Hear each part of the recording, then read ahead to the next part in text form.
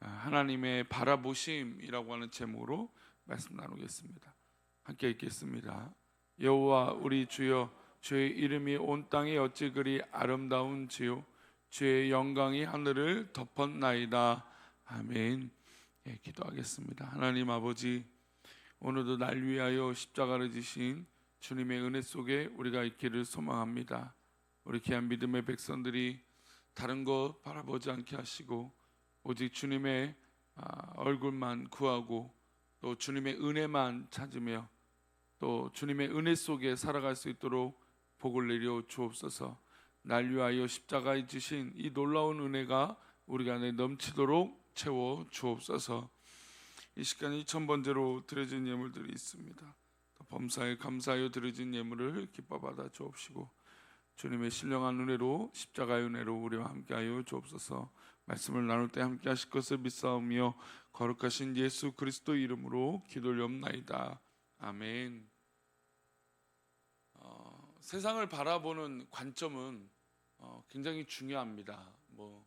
우리나라를, 또 우리나라뿐만 아니죠, 전 세계적으로, 또 미국의 요즘의 선거를 봐도 이 보수적이냐, 또 아니면 조금 개혁적이냐, 이런 관점들. 이게 세상을 바라볼 때 우리가 어떤 관점으로 바라보냐에 따라서 세상이 그렇게 보일 수 있는 가능성이 꽤 커요. 그래서 우리들은 편협하지 않도록 정말 이 자기 객관화가 굉장히 중요합니다. 왜냐하면 우리는 쉽게 보고 싶은 대로 보는 경우들이 있어요.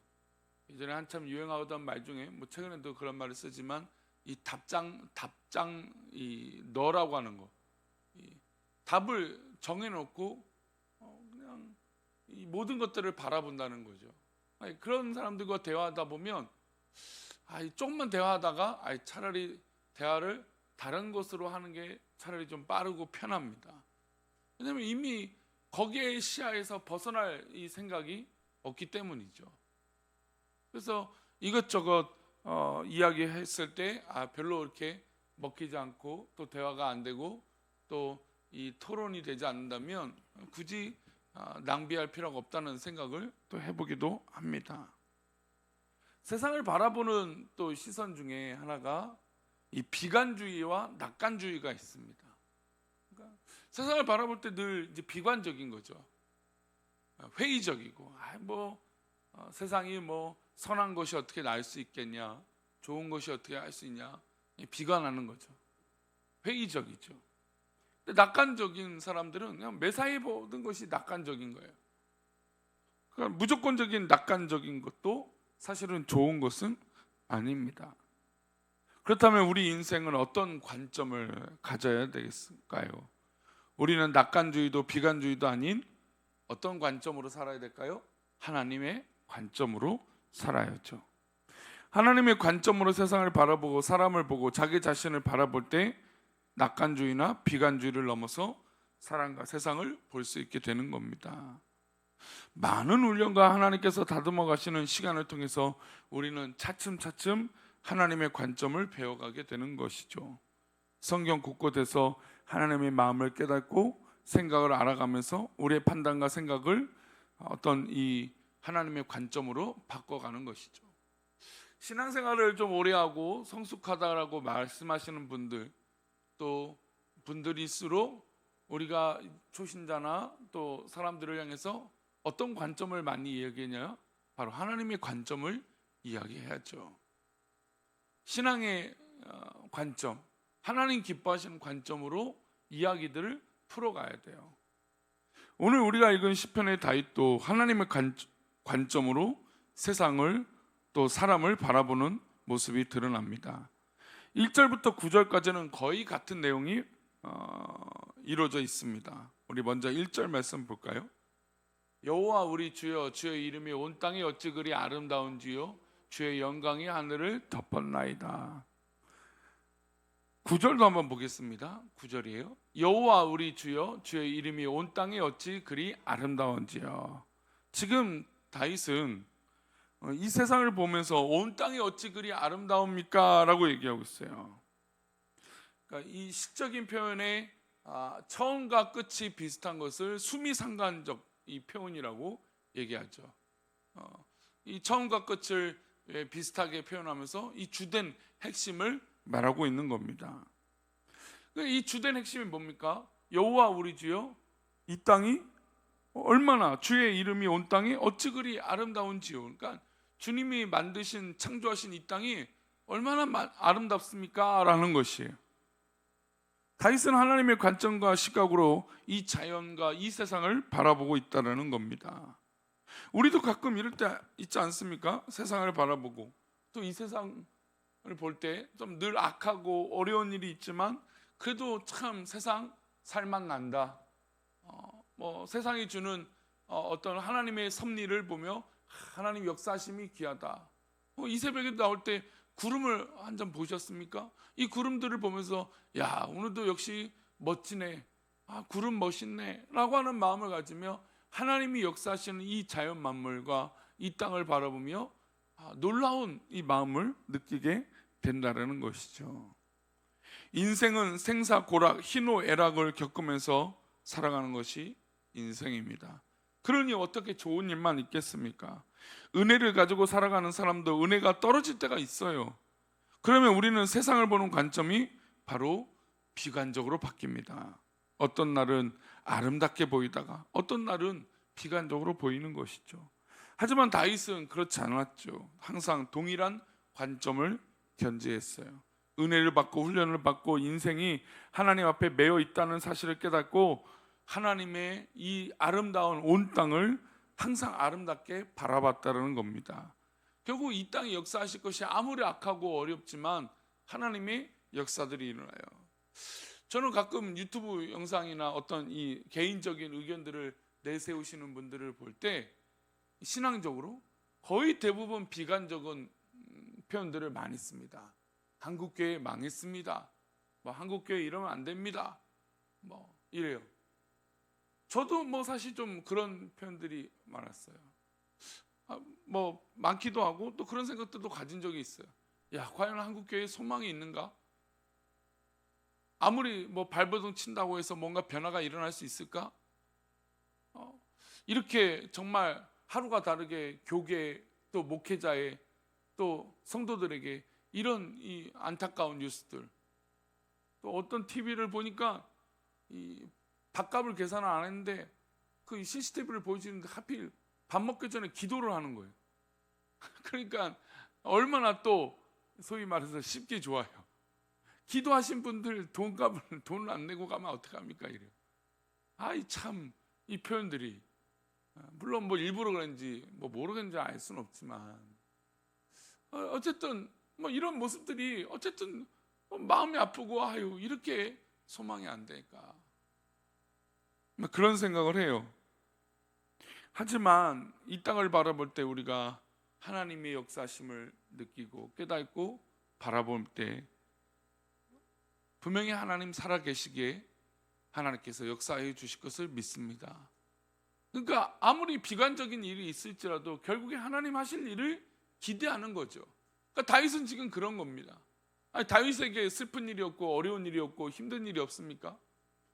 얼마나 어렵고 힘든 인생을 살아가고 있습니까? 그런데도 이 세상을 바라볼 때 결국 하나님이 역사하시고 하나님이 만드신 이 세상을 하나님이 이끌어 주실 것을 믿었다라는 거죠. 그러니까 우리도 역시 이 세상을 바라보고 어려운 일이 있을 때마다 낙심 가운데만 있는 것이 아니라 결국 하나님 역사하실 것을 믿고 믿음으로 나아가는 겁니다. 하나님의 관점을 가지면 자연 만물뿐 아니라 사람에 대해서도 좋은 마음을 가지게 됩니다. 우리 2절 말씀 볼까요? 주의 대적으로 말미암아 어린아이들과 젖먹이들의 입으로 권능을 세우시며 이는 원수들과 보복자들을 잠잠하게 하려 하심이니이다. 다윗은 어린아이들과 젖먹이들이라고 표현하면서 연약한 인생들을 귀하게 본 것이에요. 왕으로 살아가다 보면 권력과 권세 있는 사람, 열강의 군주들을 자주 보고 기득권에 휩싸여 있는 사람들을 봅니다. 강력한 사람들을 보고 어떻게 보면 그 힘을 의지하여 제약으로 가득한 사람들을 보겠죠. 하지만 다윗은 하나님의 시각으로 사람을 바라보니 그들 모두 연약한 존재라는 것을 알게 됐다는 겁니다. 그리고 하나님의 도우심이 필요한 것이고 그러니 국률한 마음이 생기는 것이죠.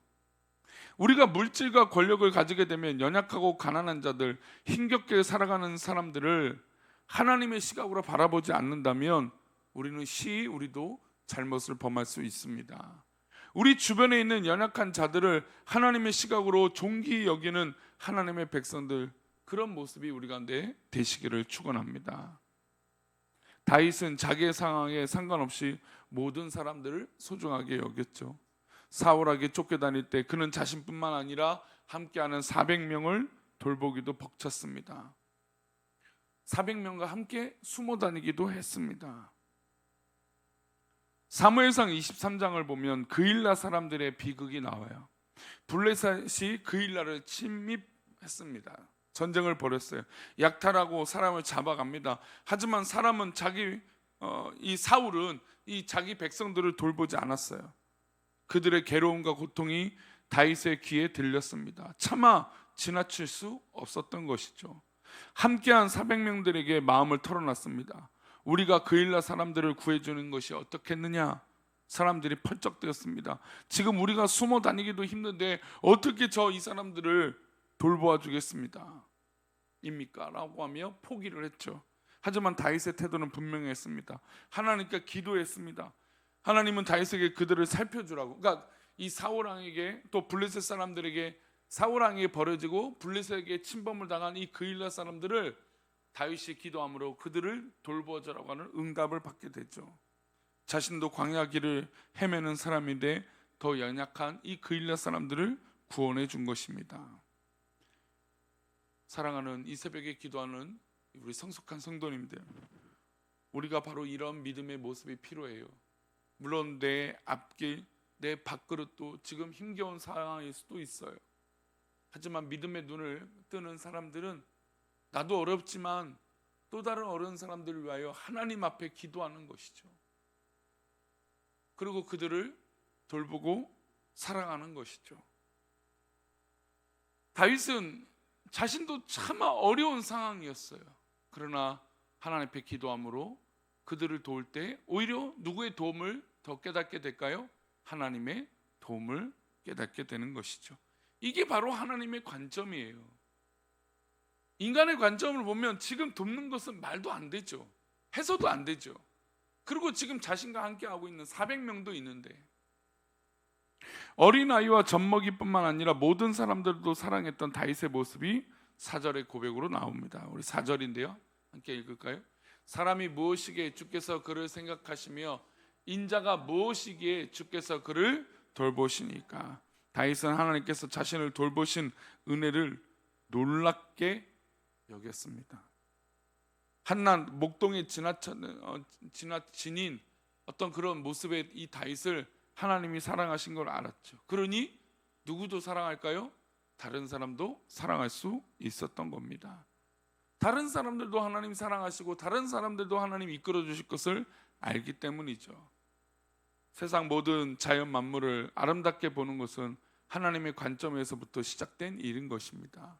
하나님의 관점, 하나님의 마음을 마음속 깊이 간직하고 살아가야 될 줄 믿습니다.